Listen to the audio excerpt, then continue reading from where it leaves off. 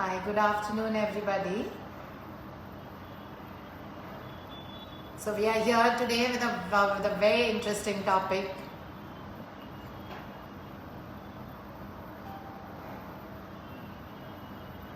So just waiting for a few more listeners to be there before we start.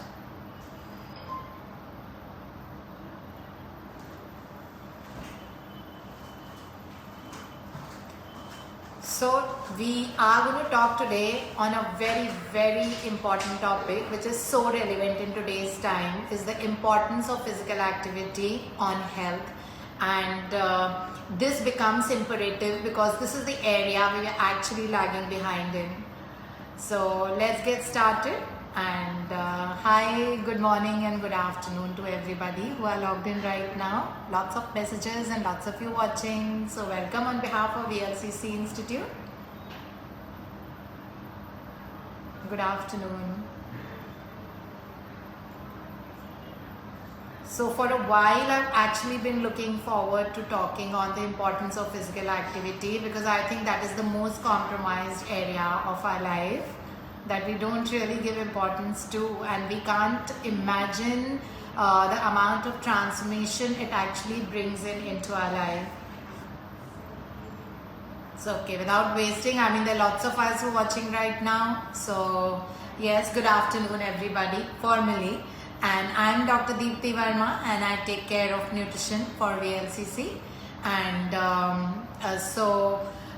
just wanting to let you know more about the importance of physical activity on our health. It is so important in today's time because the world is facing an epidemic of obesity in the first place.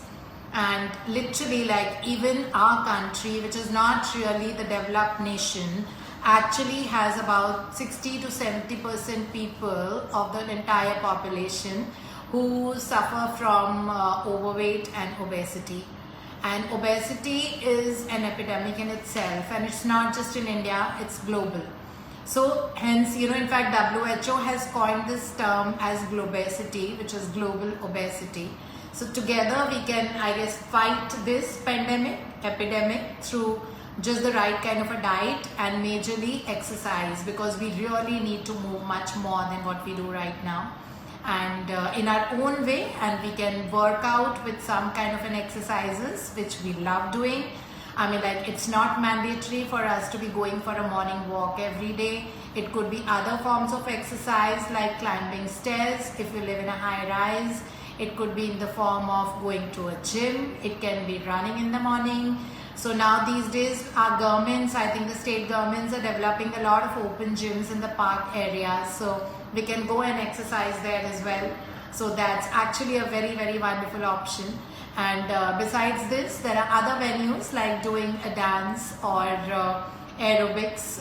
People can go in for a Zumba dance. There's Pilates.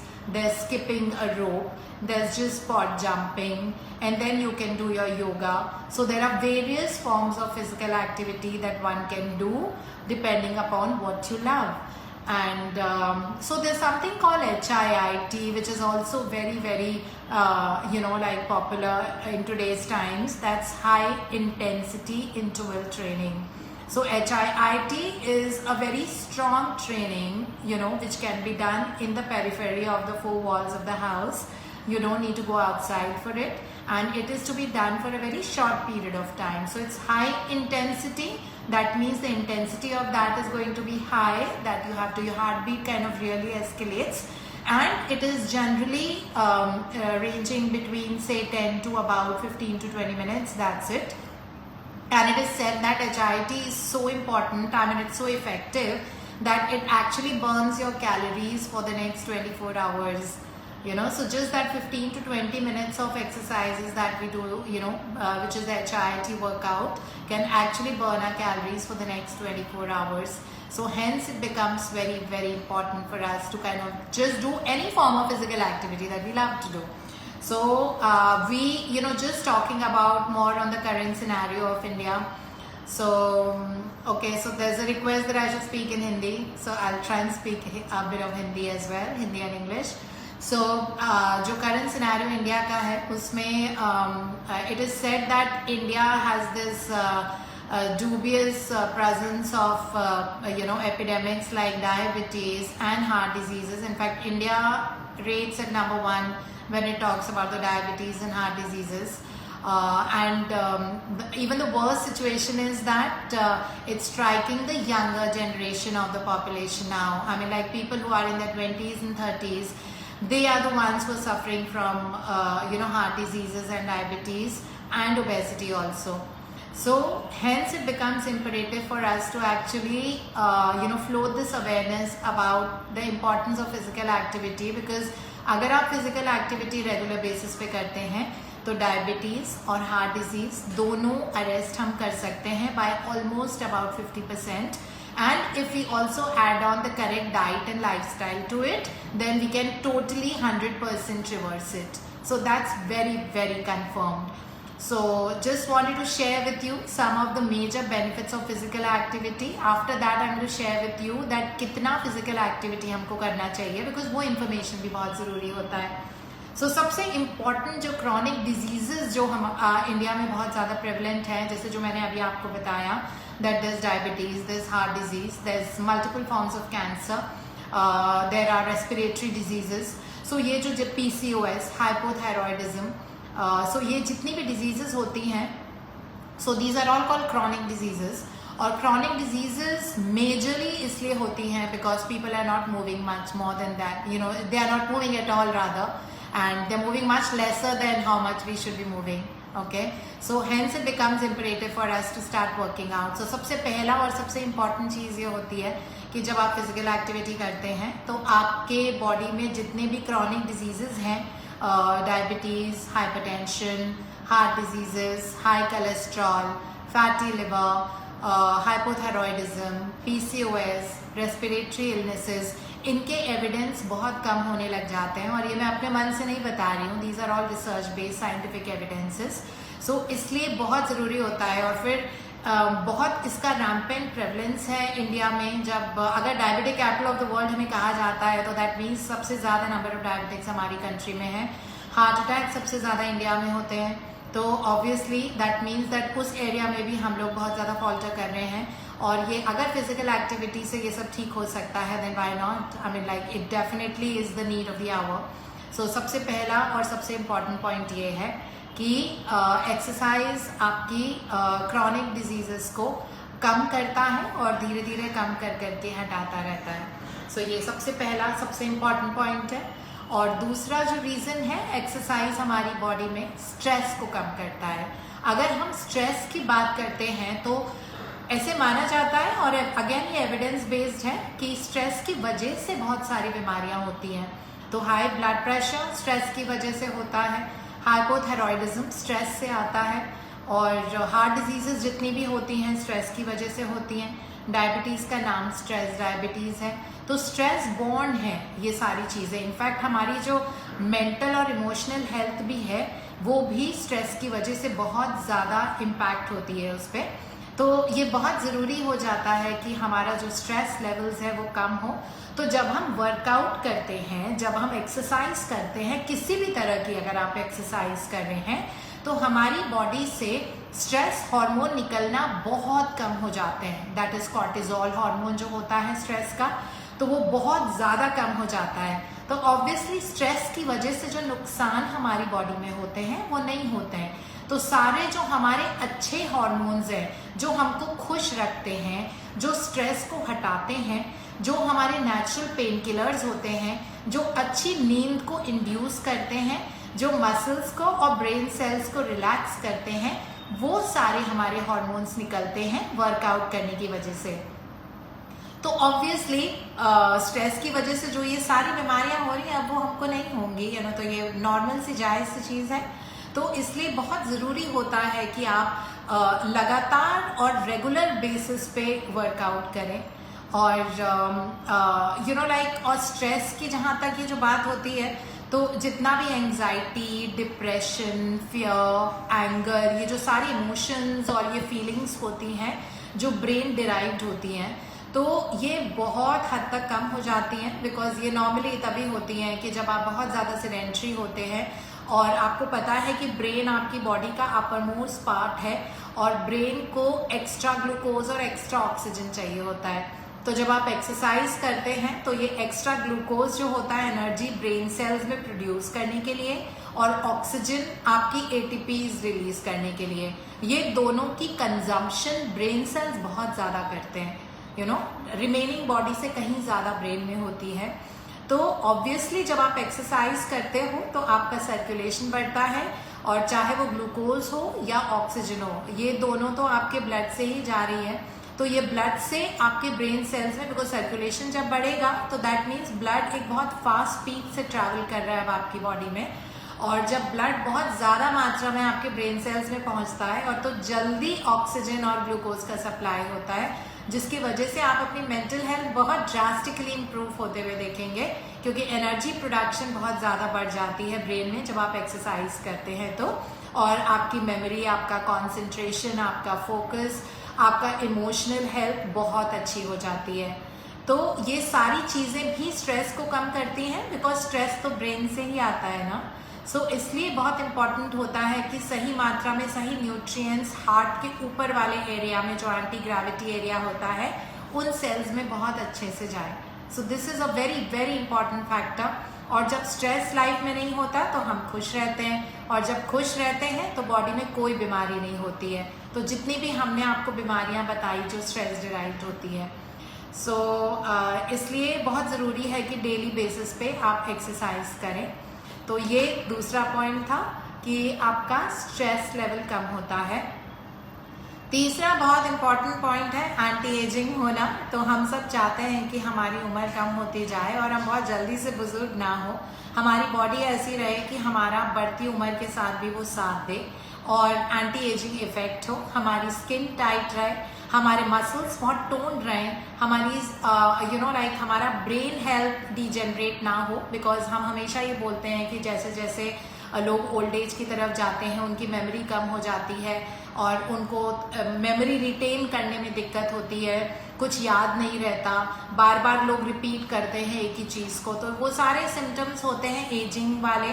तो उसकी अब हमें घबराने की कोई ज़रूरत नहीं है, because there are so many researchers that have proven that normally जैसे ऐसे माना जाता है कि जो ब्रेन फंक्शन के लिए इंपॉर्टेंट होते हैं ब्रेन सेल्स में, उनमें न्यूरॉन्स होते हैं। तो न्यूरॉन्स ही हमको ब्रेन हेल्थ देते हैं और ब्रेन के सारे काम करते हैं। तो ये जो न्यूरॉन्स होते हैं, जो नर्वस सिस्टम का पार्ट है, that is brain and spinal cord को बोलते हैं नर्वस सिस्टम। तो जो न्यूरॉन्स होते हैं वो ब्रेन एंड स्पाइनल कॉर्ड में होते हैं।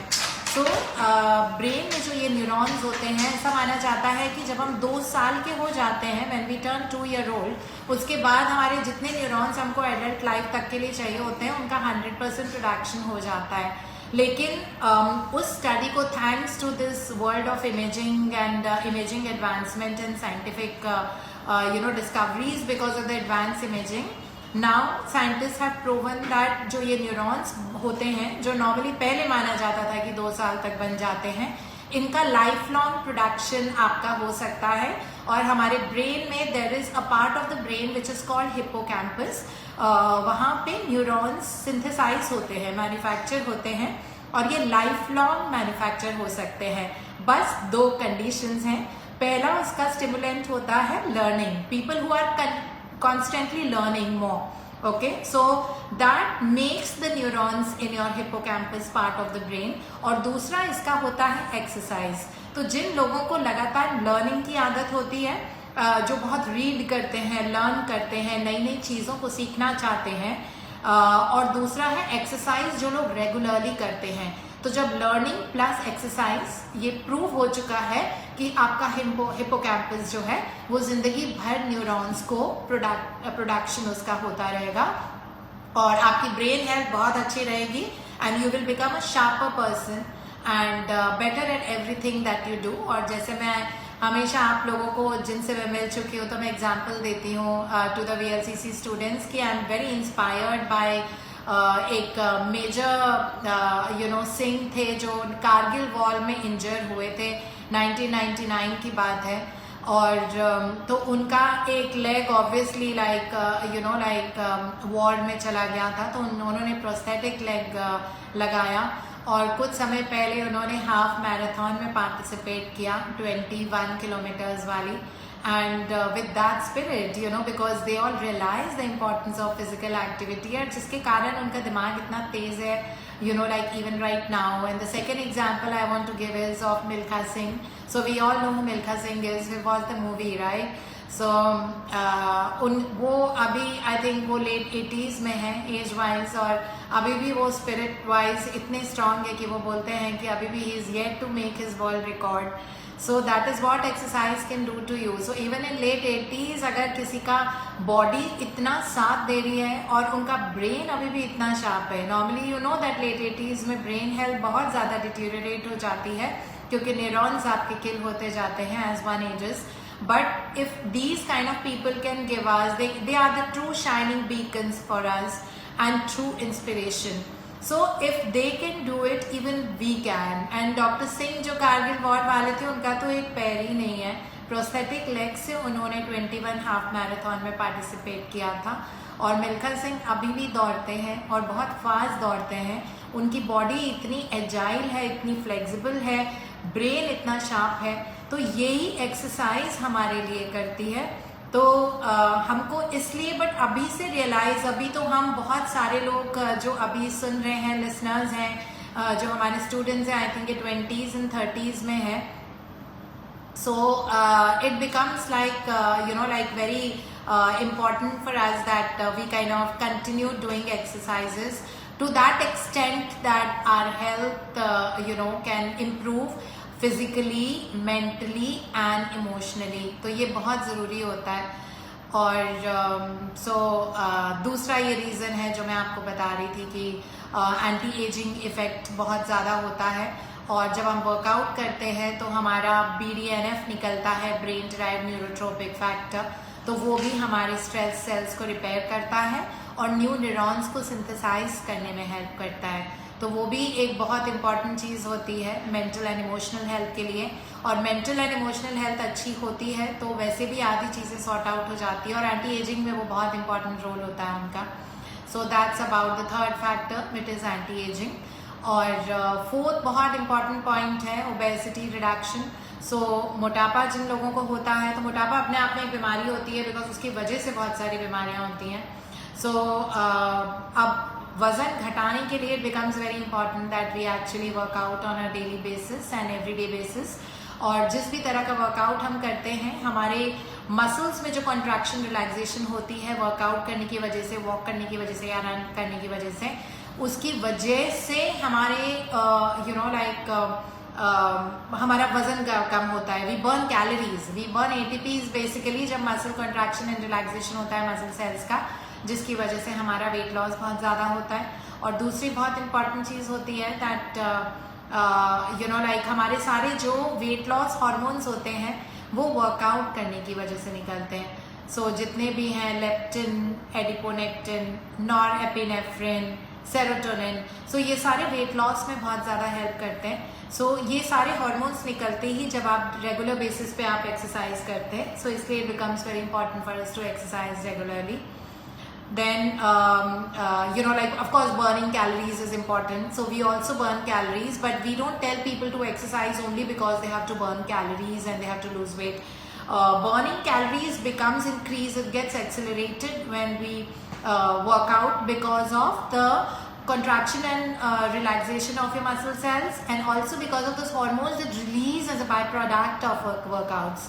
So इसलिए ये important होता है, and that's when we actually increase the calorie burning capacity, because फिर obviously जब हम एक्सरसाइज करते हैं तो हमारा ये कॉन्ट्रैक्शन रिलैक्सेशन जो होता है मसल सेल्स का, ये बहुत देर तक होता है. अब आपने एक्सरसाइज सुबह की होगी लेकिन 6 घंटे, 8 घंटे, 10 घंटे, 12 घंटे तक आपका मसल कॉन्ट्रैक्शन एंड रिलैक्सेशन होता रहता है, जिनकी वजह से हम कैलोरीज बर्न करते रहते हैं और हमारा वजन घटाने में ये हेल्प करता है. So this also is very very important, obesity reduction. और साथ साथ ही टोनिंग होती है. जो लोग वर्कआउट्स के साथ में वज़न घटाते हैं या डाइट फॉलो करते हैं, उनकी मसल्स की सैगिंग बहुत ज़्यादा नहीं होती है, उनकी मसल्स टोन्ड रहती हैं और toned and tightening is natural part of the workouts, because जब भी हम वर्कआउट करते हैं तो हमारे एड्रीनल ग्लैंड्स जो किडनी के ऊपर होते हैं वहाँ से टेस्टोस्टेरॉन निकलता है और ग्रोथ हार्मोन निकलता है हाइपोथैलेमस ब्रेन से, सो जिनकी वजह से मसल सिंथेसाइज भी होते हैं और मसल्स की टोनिंग भी होती है। तो ये दोनों इन हार्मोन्स की वजह से होता है और ये निकलते ही तब है जब हम एक्सरसाइज करते हैं। तो इसलिए बहुत ज़रूरी है हमको डेली बेसिस पे एक्सरसाइज करना। और फिर ऑफ कोर्स चौथी बहुत इम्पॉर्टेंट चीज़ होती है हमारी इम्यूनिटी। आई थिंक ये बहुत ज़रूरी होता है कि बॉडी बहुत हेल्दी एंड स्ट्रॉन्ग रहे। सो जब हम एक्सरसाइज करते हैं तो हमारे इम्यून सेल्स यानी कि हमारी एंटीबॉडीज़ बहुत ज़्यादा क्वांटिटी में बनती हैं, सिंथेसाइज होती हैं हमारी बॉडी के अंदर। और एंटीबॉडीज़ में अलग अलग तरह के इम्यून सेल्स हैं बॉडी में, जिसको लिम्फोसाइट्स बोलते हैं, T cells and B cells बोलते हैं। ये WBCs जो होते हैं, वाइट ब्लड सेल्स, जो ब्लड का कंपोनेंट है। सो इनका प्रोडक्शन बहुत ज़्यादा बढ़ जाता है, जिसके कारण we'll see that we will not catch even normal cold and cough and flus and all that very easily, और हर एरिया में actually. Then very important another point is that हमारी जो बोन एंड मस्कुलर हेल्थ है, that is we call it as musculoskeletal system, वो हमारा बहुत ज़्यादा स्ट्रेंथन होता है जब हम एक्सरसाइज करते हैं। तो नॉर्मली हम देखते हैं कि अगर ज़्यादा भी हम चल लेते हैं तो हमारे मसल्स में बहुत पेन होती है, हमारे बोन्स में बहुत ज़्यादा पेन होती है, लोगों के घुटनों में दर्द होता है। So we get lot of problems here and there when we kind of work out. So when we actually regularly work out, we see that we do not face all these problems. You know, the bone and the muscle health is very good. The muscle mass is more. The fat mass constantly keeps going down. So that also helps us in the overall health pattern. So इसलिए ये बहुत ज़रूरी होता है। फिर pen killing effect जो होता है, सो जब हम वर्कआउट करते हैं तो बॉडी में बहुत ज़्यादा नेचुरल पेन किलर्स निकलते हैं। तो पेन हमेशा तब होता है when there are inflammation markers which are there in the body, like cytokines and chemokines, interleukin 6, IL-6 भी बोलते हैं। तो ये सारे इन्फ्लेमेशन मार्कर्स हैं। सो इन्फ्लेमेशन मार्कर्स निकलते हैं तभी हमको बहुत ज़्यादा पेन महसूस होता है और स्टिफनेस महसूस होती है बॉडी में। So it is said that when we work out, when we exercise on a regular basis, हमारे ये जो सारे ट्रू इन्फ्लेमेटरी मार्कर्स होते हैं लाइक साइटोकाइंस, कीमोकाइंस, IL-6, ये भी बहुत हद तक कम होते हैं। सो इसकी वजह से now we don't suffer from aches and pains and all these things here and there. So this is a very big benefit, you know, because that's what prevents us from working out every day. That you keep getting pain here, sometimes the ankles hurting, sometimes the knees are hurting, sometimes there's a lower back pain, sometimes there is a calf muscle pain, sometimes we have a pull of the muscles here and there. So all those things are not going to happen because then your muscles and your bones are very agile and they're very, very flexible. So a very, very big benefit of exercises. And also जो bones में आजकल हम देखते हैं कि calcium की deposition कम हो जाती है, जिसकी वजह से ऑस्टियोपेनिया और ऑस्टियोपोरोसिस होता है।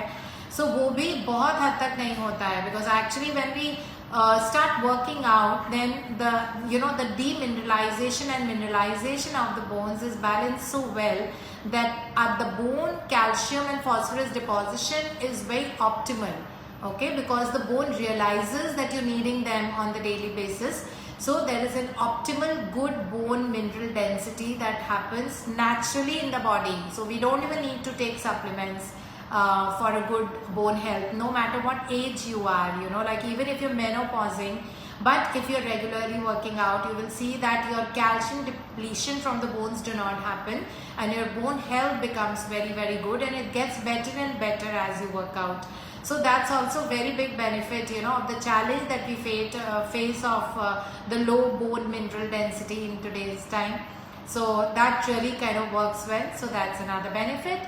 And not to forget a very important benefit again, that your cardiopulmonary capacity increases. So we all know how important oxygen is for us, and oxygen comes from the lungs. So the lung holding capacity of the oxygen, of the air that we breathe in, is also very important. अगर आपके lungs इतने expand ही नहीं होते हैं तो फिर oxygen तो कभी आएगी नहीं ना.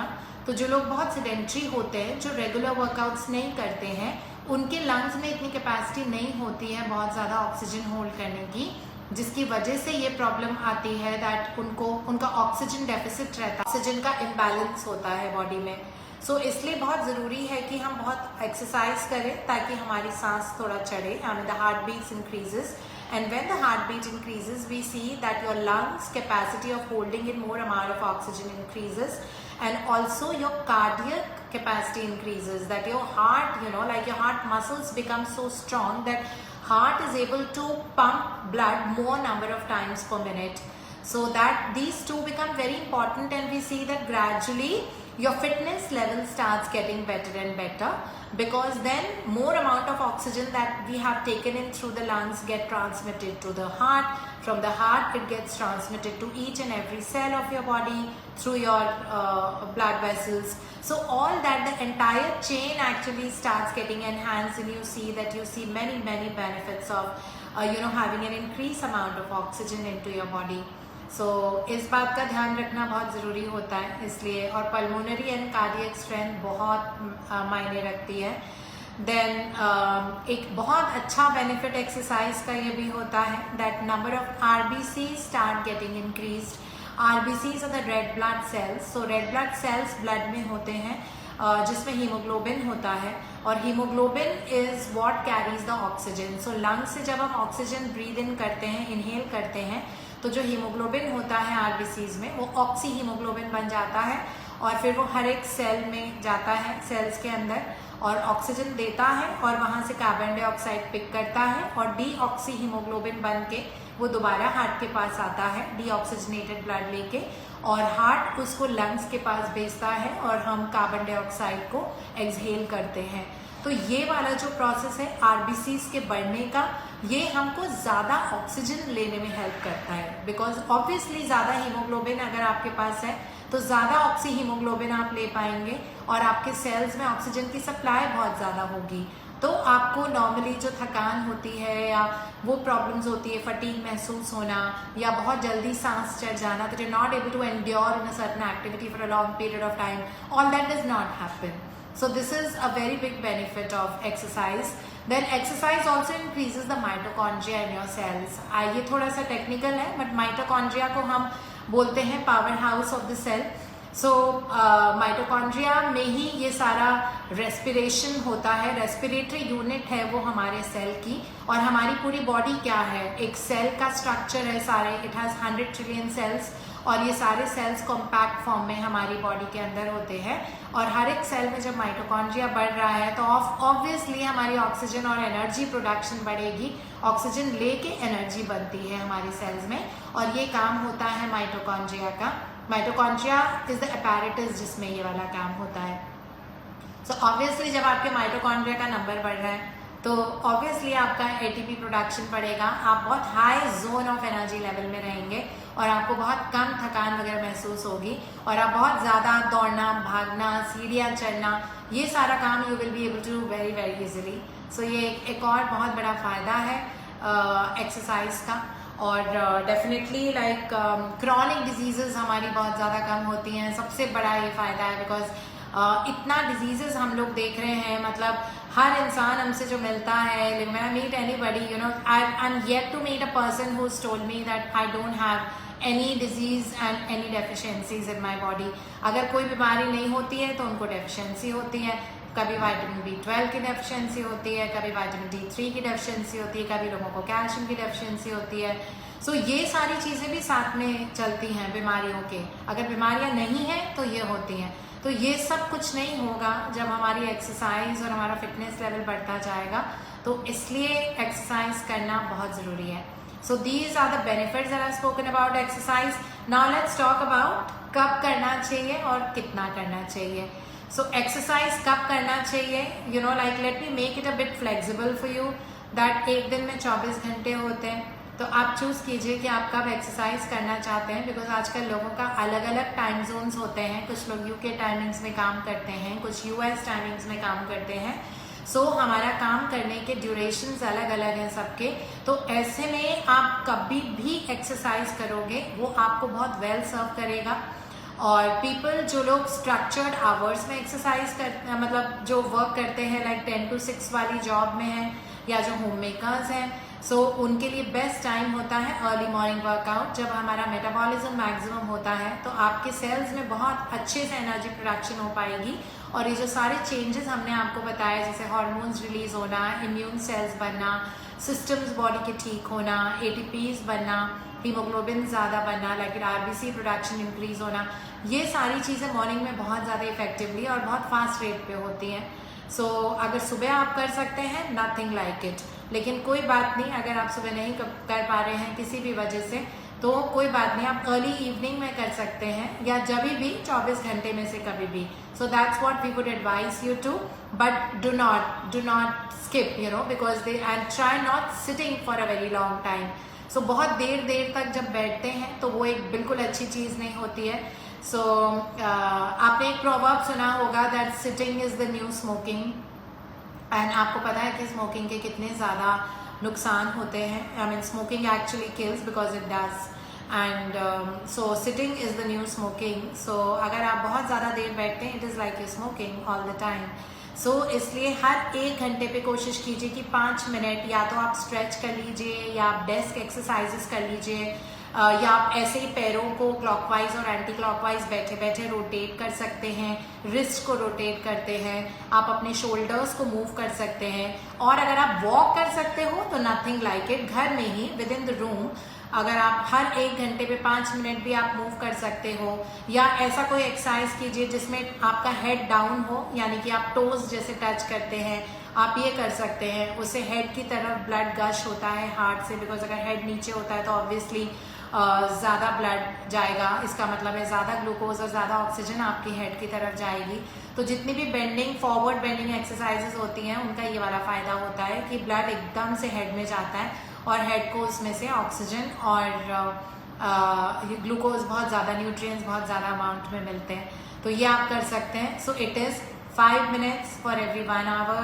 Try to move, and you will see that will trigger a lot of benefits in your life. और आप अपनी हेल्थ को आप 1 महीने के बाद देखना, अगर आप ये वाला भी सिस्टम या रेजिम फॉलो करते हैं, बहुत ड्रास्टिक डिफरेंस आता है। Transformation is the word I would say.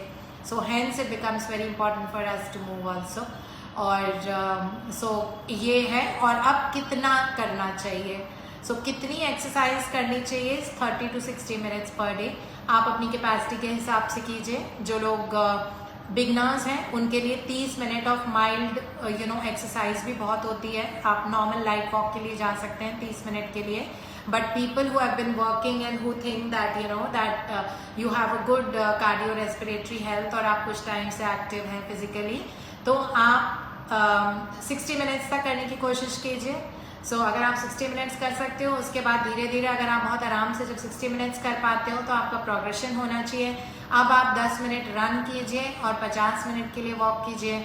जब आपका रनिंग 10 मिनट कंफर्टेबल होने लग जाए तो उस 10 मिनट रनिंग को आप 20 मिनट रनिंग कर दीजिए और 40 मिनट्स ऑफ वॉक कीजिए। और हमेशा जब आप वर्कआउट करते हैं एंड में हमेशा लॉन्ग स्ट्रेच कीजिए of every part of the body. जो लोग योगा करते हैं उसमें नॉर्मली स्ट्रेचिंग इंक्लूडेड होती है, तो उसमें डेफिनेटली आप जिस भी तरह का योगा करना चाहते हैं कीजिए। And where your entire body muscles are moving, because that becomes very very important for us, because हर एक मसल की मूवमेंट ज़रूरी होती है। But the best form of exercise is to go outdoors early in the morning and run or walk as per your comfort and your physical allowances, as much as your body permits you to be. But and it's also said that the day you brush your teeth is the day when you have to do some kind of exercise. तो जिस दिन आप अपना teeth brush करते हैं वो दिन ऐसा होता है जब आपको कुछ ना कुछ फॉर्म ऑफ एक्सरसाइज करना मैंडेटरी है, और आप देखेंगे उसका फ़ायदा। इसका मतलब है आपको रोज़ एक्सरसाइज करनी है, दैट्स व्हाट इट मीन्स। और आप ट्रांसफॉर्मेशन देखेंगे अपना फिजिकल, मेंटल, इमोशनल हेल्थ में। एक कॉन्फिडेंस जो बढ़ता है वो एक अलग चीज़ होती है, बिकॉज जब हम एक्सरसाइज करते हैं तो जिस तरह आप बात करते हैं, अपनी बॉडी को होल्ड करते हैं, चलते फिरते हैं, वो भी चेंज होने लग जाता है, and you end up becoming a more confident person over the passage of time. And so all of us who are facing that low confidence and low self-esteem issues, you will see a transformation happening in your life when you have gone even for 1 hour of a good, physical activity on a daily basis. Social interactions अच्छे होते हैं, you start meeting people, you start seeing them eye to eye, you have those social conversations, and that small talk that you do, even that adds so much of a benefit, to our physical and mental health. We can't imagine, ये बहुत छोटी छोटी चीज़ें होती हैं, और a human being is a social animal, तो हमारे लिए बहुत ज़रूरी होता है लोग दिखना। और जब लोग दिखते हैं तो आप देखेंगे कि आपकी लाइफ में बहुत ज़्यादा तो वो स्मॉल ग्रुप इंटरेक्शंस होते हैं, फ्रेंड्स के साथ आप वॉक कर सकते हैं, या जिस भी तरह से आप इंटरेक्ट कर सकते हैं, लाइक दैट एक्चुअली। और फिर ये एक्टिविटी बहुत इंपॉर्टेंट होती है अगर आप हाई राइज बिल्डिंग्स में रहते हैं जहाँ पे लिफ्ट है, तो आपको लिफ्ट में लोग मिलेंगे, आपको नीचे उतर के लोग मिलेंगे, तो उनसे हाय हेलो होना, वो सारी चीज़ें भी self esteem and self confidence के लिए ज़रूरी होता है। और ये बहुत छोटी छोटी चीज़ें होती हैं, but definitely like cumulative effect होता है इनका हमारी पूरी पर्सनैलिटी को रीडिफाइन करने का। और ये बहुत नीड ऑफ द आवर है, आई थिंक, पर्सनैलिटी को रीडिफाइन करना। किस तरह हम बैठते उठते हैं, जब आप इंटरव्यूज़ में जाते हैं तो कैसे आपका फिजिकल कंटैक्ट होता है, कैसे यू वेयरिंग अ स्माइल, ये सारी चीज़ें आपकी बदलती जाती हैं जब आप गुड फिजिकल एक्टिविटी रजीम फॉलो करते हैं डेली बेसिस पे। या so this is what about it. And duration हमने आपको बता ही दिया है। तो ड्यूरेशन जो होता है वो इंक्रीमेंटल होना चाहिए, मतलब incremental in terms of intensity जो आप लगाते हो। इंटेंसिटी जैसे अभी लाइट वॉक करते हो तो थोड़ी सी फास्ट करोगे तो फिर उसके बाद आप रन करोगे, रन करते हो तो रनिंग का ड्यूरेशन आपका धीरे धीरे बढ़ता जाएगा। इसको हम इंक्रीमेंटल इंटेंसिटी वर्कआउट्स बोलते हैं।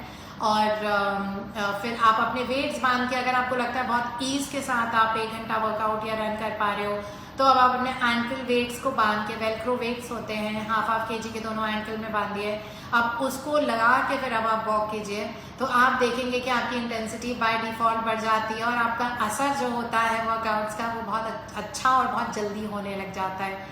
सो ये भी एक बहुत बड़ा बेनिफिट होता है, मतलब किस तरह से आप एक्सरसाइज करते हैं, क्योंकि ड्यूरेशन 1 घंटे के ऊपर बढ़ाना बहुत मुश्किल होता है हम सबके लिए, बिकॉज सबको काम पे जाना होता है या फिर घर के चोर्स होते हैं हमारे पास करने के लिए। लेकिन इंटेंसिटी बढ़ाने के इस तरह से और भी तरीके होते हैं, ड्यूरेशन ही बढ़ाना बहुत ज़रूरी नहीं होता है। और कई लोग अगर शाम को भी आप वर्कआउट कर सकते हो तो प्लीज़ कीजिए, अगर आप 20 मिनट के लिए भी वर्कआउट कर सकते हो तो बहुत इंपॉर्टेंट होता है वो।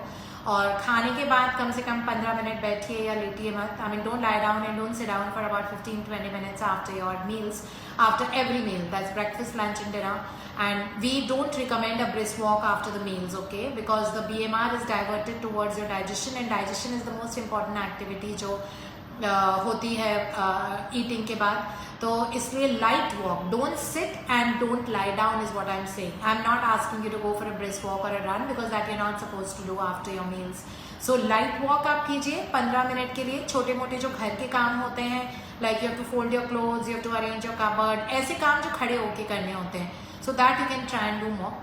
एंड बहुत सारी रिसर्चेज हैं जिसमें प्रूव हुआ है कि जो लोग खड़े बहुत ज़्यादा देर तक रहते हैं और जो मूव बहुत करते हैं, उनकी फिजिकल, मेंटल, इमोशनल हेल्थ बहुत अच्छी होती है, और उनके प्रमोशंस फास्ट होते हैं, उनका ब्रेन हेल्थ बहुत ज़्यादा होती है, उनके न्यूरॉन्स बहुत जल्दी फायर करते हैं, दैट मीन्स दिमाग तेज चलता है। तो ये सारे बेनिफिट्स होते हैं वर्कआउट के। इसलिए प्लीज़ अपने आप को वो एक्सक्यूज़ मत दीजिए कि जब आप वर्कआउट पे नहीं जा सकते, बिकॉज अगर आप बाहर नहीं जा सकते बारिश के कारण या कोविड के कारण या जिस भी रीज़न से, अगर आपका बेबी बहुत छोटा है, you just delivered a baby, please do something within the house periphery, okay? So you can skip, you can jump, you can walk within the house, you can do HIIT, you can do whatever you want to do, yoga, you can do that. So but ensure that you're doing some form of physical activity every day, that is, even if it is 6 days in a week, it is perfectly okay.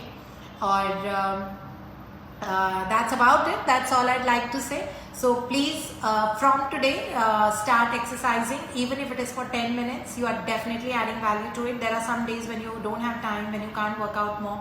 Try to do that. छोटी छोटी चीज़ें कर सकते हैं आप parking दूर करें अपने डेस्टिनेशन जगह से, तो उसमें आपको वॉक करने को मिलेगा. अगर आप मेट्रोज कैच करते हैं तो आप वॉक करके जाइए. जो आपके रिक्शा और ऑटो डिस्टेंस है उसमें कोशिश कीजिए कि ज़्यादा से ज़्यादा आप वॉक कर पाएँ. घर में फ़ैन खुद चलाइए instead of ordering people. When your doorbell rings, try to answer the doorbell by going and opening the door yourself. When you're thirsty, go to the RO and take the water yourself, or go to the refrigerator, pick up the thing yourself. So these little things, or pick up the AC remote yourself, the television remote yourself, switch off the television switch yourself. Don't order even if somebody's standing close to the switches, because then you realize that your metabolism gets high much faster for people who do these small little activities. So इन बातों का आप ध्यान रखिए और लोगों को भी दिखाएं, बताएं ये वाली सारी चीज़ें, और उससे बहुत ज़्यादा हमारे हेल्थ पे फ़र्क पड़ेगा, हमारे मेटाबॉलिज्म पे फ़र्क पड़ेगा, हमारे ब्रेन हेल्थ पे पड़ेगा, हमारे मसल टोनिंग पे पड़ेगा, हमारे कॉन्फिडेंस लेवल पे पड़ेगा, एंड ओवरऑल हेल्थ स्ट्रक्चर ही हमारा ट्रांसफॉर्म होना शुरू हो जाएगा. सो ट्रांसफॉर्म होना एक बहुत स्ट्रॉन्ग वर्ड होता है. सो ट्रांसफॉर्मेशन के लिए ये चीज़ें बहुत ज़रूरी होती है. एंड ऑफकोर्स ये एरा है जब हमारा दिमाग हमको बहुत तेज़ करना है, बिकॉज यू सी कि छोटे छोटे बच्चे होते हैं उनका दिमाग तेज़ होता है. सो ये अब ऑप्शन हमारे हाथ में है, बिकॉज हमारी जो ब्रेन सेल्स होते हैं, as I told you, neurons, जिंदगी भर वो बन सकते हैं. बस दो चीज़ें उनको चाहिए होती है, पहला है लर्निंग और दूसरा एक्सरसाइज. लर्निंग आप में डिफॉल्ट आप में वो ट्रेट है, बिकॉज आप सारे लोग जो लॉग्ड इन हैं और ये पूरा वीडियो इतना लंबा पूरा सुन रहे हैं, इसका मतलब है कि आप सीखना बहुत चाहते हैं. तो आपकी ऑटोमेटिकली लर्निंग हो रही है और आपको आदत है लर्निंग की, इसलिए आपने ये 12 बजे का टाइम निकाल के आप स्पेशली आए हैं सुनने के लिए और सीखने के लिए. तो लर्निंग आप में डेफिनेटली है, और जो लोग आगे वीडियो बाद में भी सुनेंगे उनमें भी ये लर्निंग का ट्रेट है, तभी वो कर रहे हैं. और दूसरा होता है exercise. So learning plus exercise, दो चीज़ों को कभी मत भूलिए. एंड ऑफकोर्स क्योंकि मैं एक न्यूट्रिशनिस्ट हूँ, तो मेरा ये कहना बहुत जायज़ होता है कि साथ में एक हेल्दी डाइट खाना भी बहुत ज़रूरी है, कम से कम हफ्ते में 6 दिन.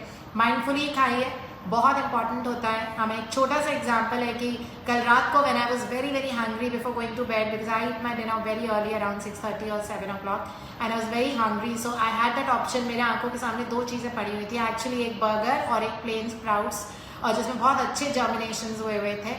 So I did not do anything, and I didn't give myself a choice. I just went and I picked those sprouts, and my health and my running ability in the morning was much better, because I go for a run every day.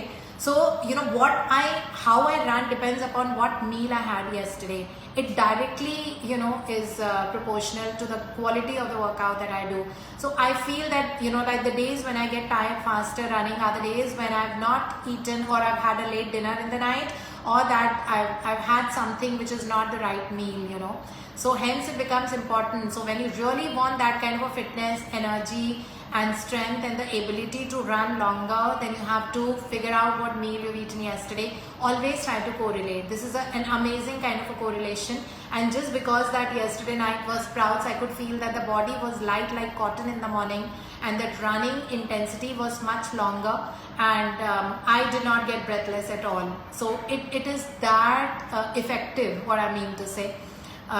So our physical fitness and our health and our body, they are all linked together. Mental health, emotional health, your brain cells, the way you think, and the way you can be creative. Everything comes from a sum total of all this. So please go ahead, and because actually it says that tomorrow never comes, so tomorrow actually doesn't come. Whatever happens from today. So today we have lots of hours left in the day. So please try and follow like a little bit of the tips that I've told you, and you are going to see remarkable results in your health. So again, physical, mental, emotional health. So it becomes very important. Okay. So I'll just quickly take some of the questions that have been coming. So the first question I think was, what should be the gap between the meal and exercise?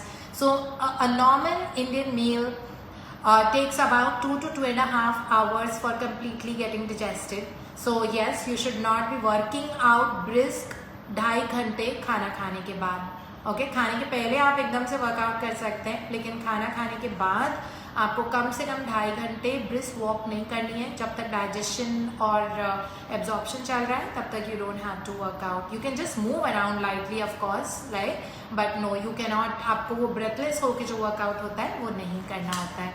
सो इस बात का आप ध्यान रखिए। Sprouts at night, will it cause a digestion problem? This is the question. Not at all. This is an amazing meal to have in the night. But as I told you that हर मील में आपका carbohydrate, fat, protein, vitamin and minerals होने चाहिए। तो इस बात का आप ध्यान रखिए। अगर आप स्प्राउट ले रहे हैं तो उसमें डेफिनेटली आपका प्रोटीन बहुत ज़्यादा होता है। तो प्रोटीन्स, वाइटामिन एंड मिनरल्स होते हैं, और फैट और कार्बोहाइड्रेट आपको उसमें इंकॉर्पोरेट करना पड़ेगा। तो कार्बोहाइड्रेट के लिए आपको कोई भी फ्रूट जो आपके घर में है आप वो डाल सकते हैं उस स्प्राउट्स में। और फैट के लिए यू कैन ऐड पनीर, और you can add some peanuts, those kind of things, or you can just add little bit of like olive oil into your sprouts for better absorption, because fat soluble vitamins जो होते हैं उनको fat की ज़रूरत होती है। तो हर मील जब आप ले रहे हैं, सो मोस्ट ऑफ यू आप न्यूट्रिशन से हैं, जो लोग न्यूट्रिशन से नहीं हैं वो इस तरह की चीज़ कर सकते हैं कि कार्बोहाइड्रेट, फैट, प्रोटीन सोर्सेज हम सबको पता ही है। कार्बोहाइड्रेट इज़ ऑल सीरियल्स होते हैं, अनाज जो हम खाते हैं, एंड फ्रूट्स, और फैट होता है फैट्स एंड ऑयल्स, और प्रोटीन्स होता है legumes and pulses and nuts and dairy. So इस तरह से आप मिला के हर मील में आपको carbohydrate, fat, protein, vitamin, minerals खाना होता है। स्प्राउट्स बहुत इजी टू डाइजेस्ट होते हैं, बिकॉज जर्मिनेशन की वजह से सारे न्यूट्रिएंट्स की बायो अवेलेबिलिटी और डाइजेशन बहुत फास्ट होता है उसका। फाइबर बहुत ज़्यादा होता है स्प्राउट्स में। सो ऑपोजिट होता है, जो किसी ने क्वेश्चन पूछा है, will it cause digestion problem? No, it doesn't. In fact the opposite of causing digestion problem, it eases the digestion and it lets all the nutrients get absorbed with a lot of ease. And nutrient, vitamin C कितना ज़्यादा होता है germinated dals में, सो वो भी body के अंदर जाता है। और आपको पता है, मैंने पिछले सेशन में आपको विटामिन सी के इंपॉर्टेंस बताए थे। अगर आपने पिछला वाला सेशन मिस किया था तो आप प्लीज़ VLCC इंस्टीट्यूट इंस्टाग्राम में जाइए, और पिछले फ्राइडे वाला 12 बजे का सेशन आप डायरेक्टली पूरा के पूरा देख सकते हैं। करीब वो 55 मिनट का सेशन था जो हमने इम्यूनिटी के बारे में बताया था। Okay, so somebody has asked what is the best exercise for fat reduction? Okay, so the best form of exercise for fat reduction is what you love to do. I mean, like I don't want to name it for you. Every person, अगर मैं बोलूँगी walk, लेकिन अगर कोई योगा करता है तो वो बोलेगा कि योगा नहीं है क्या? So let me not do that, okay? So any exercise जिसमें आपकी पूरी बॉडी इन्वॉल्व हो रही है और जिसमें आपके सारे body parts and muscles involve हो रहे हैं, वो बेस्ट फॉर्म ऑफ एक्सरसाइज है। The best form of exercise is that you do exercise every day, that's all. Just be consistent and be regular. Prioritize what you feel like doing, because jab tak you don't put a lot of love into what you want to do, you will not be able to enjoy. So do the exercise that you enjoy. It's just that work up incrementally in terms of intensity. Okay, बस वो जो मैंने आपको पहले ही समझाया था। Okay, so diabetes and pancreatic health के बारे में पूछा है आप में से किसी ने। सो डायबिटीज़ एक्सरसाइज की वजह से, सो कहते हैं कि डायबिटीज़ तभी होती है ना जब हमको इंसुलिन रेजिस्टेंस होता है। सो आपकी बॉडी के सेल्स जब इंसुलिन रेजिस्ट करना शुरू कर देते हैं तब हमको डायबिटीज़ होती है, स्पेशली टाइप 2 डायबिटीज़ जो सबसे ज़्यादा रैम्पेंट फॉर्म ऑफ डायबिटीज़ है। सो जब हम वर्कआउट करना शुरू करते हैं तो आप देखते हैं कि आपका इंसुलिन रेजिस्टेंस ग्रेजुअली बहुत कम होता जाता है, और दूसरी चीज़, जो नए सेल्स बनते हैं वर्कआउट्स की वजह से वो डायबिटिक नहीं होते। नए सेल्स कभी भी डायबिटिक नहीं होते, तो इसलिए उनमें से ऑब्वियसली आपके वो जो न्यू सेल्स बन रहे हैं, सिंथेसाइज हो रहे हैं, वो डायबिटिक नहीं होंगे, उनमें नहीं इंसुलिन रेजिस्टेंस होता है। तो ये दोनों चीज़ें डेफिनेटली आपका ब्लड शुगर लेवल्स ऑप्टिमल करती जाएंगी ग्रेजुअली। बट एक्सरसाइज करना, again I would say the same thing, be consistent and be regular. ये दोनों चीज़ आप करेंगे तो आप देखेंगे आपका इंसुलिन रेजिस्टेंस कितना कंट्रोल होता जाता है, और सिर्फ डायबिटीज़ ही नहीं, आपका एक्सरसाइज जो PCOS वगैरह है वो भी आपका ठीक हो जाता है। So okay, somebody has asked that can we do more than 60 minutes of HIIT? Okay, HIIT जो होता है हाई इंटेंसिटी है, इसको 15-20 मिनट से ज़्यादा नहीं करना होता है। Remember that I have been gymming for a while. Okay, so there was a very fit guy who had come to my gym, and he asked our common trainer that you know, I want to do HIIT because I really want to lose weight and I have been working out for the last 2-3 years, तो मेरी body बहुत fit है तो मैं HIIT कर पाऊँगा। मेरे trainer ने उनको बहुत मना किया, मैंने भी मना किया था उनको कि नहीं, इतनी देर तक नहीं करते हैं और HIIT आप नहीं करें तो बेटर है। एंड एक्चुअली उन्होंने सिर्फ 15 मिनट किया और he needed to go home because he could not even walk, like trainer को उनको घर ड्रॉप करके आना पड़ा। ये बहुत स्ट्रॉन्ग फॉर्म ऑफ एक्सरसाइज होती है। आप इसको किसी भी अच्छी यूट्यूब वीडियो पे आप जाके देख सकते हैं, हाई इंटेंसिटी इंटरवल ट्रेनिंग। तो ये actually 20 seconds workout 10 second rest, 20 seconds workout 10 seconds rest, इसलिए हम इसको बोलते हैं इंटरवल ट्रेनिंग, क्योंकि 10-10 सेकेंड के इसमें इंटरवल्स होते हैं जिसमें आपको एक्सरसाइज नहीं करनी होती है और फिर 20 सेकेंड का आपको एक्सरसाइज करनी होती है। तो इस तरह से होता है इसलिए, और ये बहुत हाई इंटेंसिटी होती है, इसमें लंजेस, क्रंचेस, जंपिंग जैक्स, ये सारी चीज़ें इंक्लूडेड होती है। और आप जब करेंगे शुरुआत में आपको 5-6 मिनट से ज़्यादा नहीं की जाएगी, लेकिन अगर आप बहुत फुली ब्लोन HIIT भी कर रहे हैं तब भी ये 21 मिनट से ज़्यादा नहीं जाती है। You cannot do more than 21 minutes. You should not do more than 21 minutes. Even if you have done for 21 minutes, the way it is done, you can actually see the effect of it very fast. And you can see that आपका वजन बहुत अच्छे से कम होता है and toning बहुत अच्छी होती है और सारे जो बेनिफिट्स मैंने बताए वो सब होते हैं। बट 21 मिनट में यू आर डन अगर आप बहुत ज़्यादा फिजिकल फिट है तब भी। Okay, so next question है how to convince people for exercise. Haven't I convinced you to exercise today? Same way you have to go ahead and convince people. Okay, तो मैंने आपको जितना बताया, मैंने तो पता नहीं अभी कितना देर अभी बात की है, जितनी भी देर मैंने आपको बताया है, तो ये सारी चीज़ें आपको आगे जाके अपने क्लाइंट्स, अपने फैमिली, अपने फ्रेंड्स को बतानी है। बिकॉज ये मैंने दिखाया है कि सब में एक बहुत स्ट्रॉन्ग इनेट डिज़ायर है कि हम अच्छे बने, हम बहुत मेंटली फिट हों, हमारी बॉडी बहुत टोन दिखे, हम यंग दिखें, हमारा दिमाग बहुत अच्छा चले, हम में कॉन्फिडेंस आए, हमारे मसल्स टोन्ड हो, हम ओबीस ना हो, हमारा फिगर बहुत अच्छा हो। ये सारी चीज़ें आई डोंट थिंक कि कोई भी ऐसा है जिसको, और हम डिजीज़ फ्री रहे। तो ये सारी चीज़ें सबको चाहिए होती है। कोई भी ऐसा इंसान नहीं है जिसको ये सारी चीज़ों में से एक भी चीज़ वो कहे कि नहीं अगर ये नहीं हो तो चलेगा हमको। So obviously when you need all these things, there is one medicine which is exercise. Free की दवा है ये सारी चीज़ों को ठीक करने के लिए, रिवर्स करने के लिए। तो डेफिनेटली आपको ये सब बताना पड़ेगा लोगों को तो ये डेफिनेटली हेल्प करेगा। और so then next is I feel bloated after exercise, why? Okay, so जिसका भी ये क्वेश्चन है, लॉन्ग टर्म में ब्लोटिंग आपकी एक्सरसाइज की वजह से जाती है।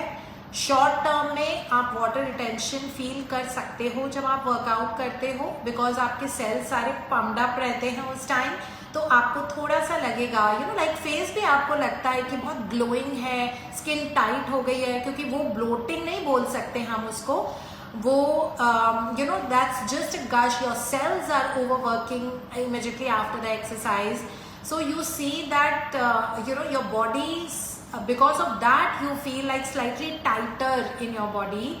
So it is not that, it's not called bloating. Okay, bloating is going to reduce when you exercise every day, because जब circulation बढ़ता है तो आपके एंटीबॉडीज और एंटीऑक्सीडेंट्स भी आपके सेल में जाते हैं और टॉक्सिन्स को वो बाहर निकाल के आपकी बॉडी से एलिमिनेट करते हैं। बिकॉज ये चीज़ आप नोटिस करना कि whenever you had a very good exercise regime, उसके बाद you need to go to urinate, you want to go to the washroom, तो वो इसीलिए होता है बिकॉज आपके जो टॉक्सिन्स हैं वो एक्सरसाइज करने की वजह से बाहर निकलते हैं बॉडी से, वो ब्लड में आते हैं और ब्लड से वो किडनी के थ्रू, यूरिन के थ्रू आपकी बॉडी के बाहर निकलते हैं।